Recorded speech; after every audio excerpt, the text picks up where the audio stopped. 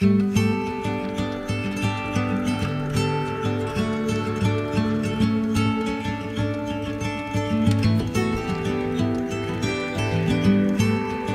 m'appelle Joëlle Gobeil, je suis artiste multidisciplinaire, graphiste et médiatrice culturelle. J'ai été choisie pour faire la résidence du 14 mètres carrés à la bibliothèque de Chicoutimi. Le projet que j'ai soumis, ça s'appelle Les Trompe-l'œil ou Ne jugez pas un livre par sa couverture. J'aimerais ça parler de ce qu'on ne sait pas des usagers de la bibliothèque. Comment ça va se passer? C'est qu'il va y avoir à l'entrée un appareil photo Polaroid.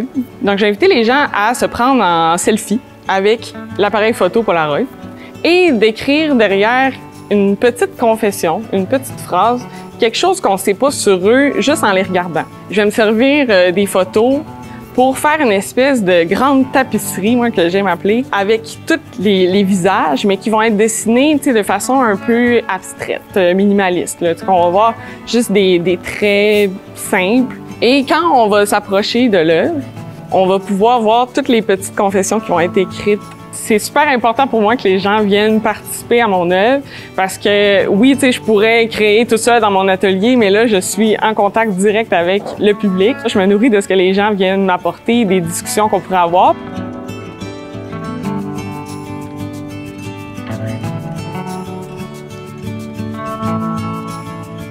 Depuis le début de mon parcours, il y a beaucoup de choses qui ont avancé. L'œuvre, concrètement, est en train d'être faite. J'ai installé le dispositif pour que les gens puissent se prendre en photo et écrire une petite confession. Je vais faire un fond sur le mur avec la peinture acrylique. Fait que ça, j'y vais abstrait, comme je me laisse aller dans les mouvements. Je fais vraiment pour que ce soit une texture plus.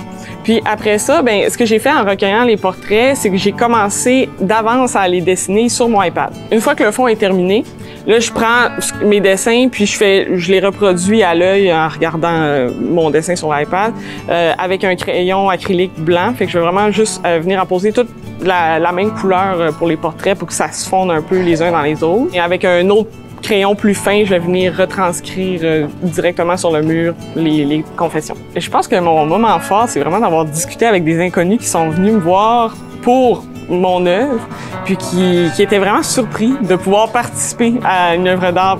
Pour moi, mon œuvre, c'est une œuvre participative parce que les gens vont prendre part à ma démarche. J'aime beaucoup aller voir ce que les autres vont me dire pour m'inspirer, ce que les autres vivent aussi. Parce que je pense que c'est de cette façon-là qu'on peut toucher les gens par notre art.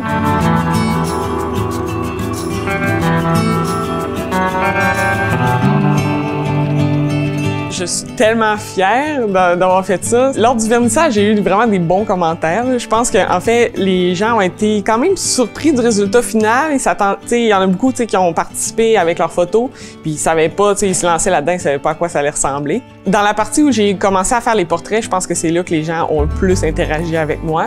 Parce que là, ils commençaient à voir, OK, c'est ça le projet qu'elle fait, parce qu'ils me voyaient depuis le début, ils rajoutaient un peu de couleur par-ci par-là, mais là, ils voyaient les visages apparaître, puis là, ça l'a beaucoup marqué. Vu qu'il y a des gens qui pouvaient pas participer, j'ai laissé un cahier à côté de l'œuvre pour que les gens puissent continuer à écrire ce qu'ils auraient voulu qu'ils se retrouvent sur la murale. En fait, moi, quand je regarde mon œuvre, là, en ce moment, j'ai l'impression d'avoir créé une petite communauté qui sont rassemblés, tous au même endroit, ils sont tous ensemble avec leurs petits combats quotidiens, puis qu'ils sont comme plus forts tous ensemble.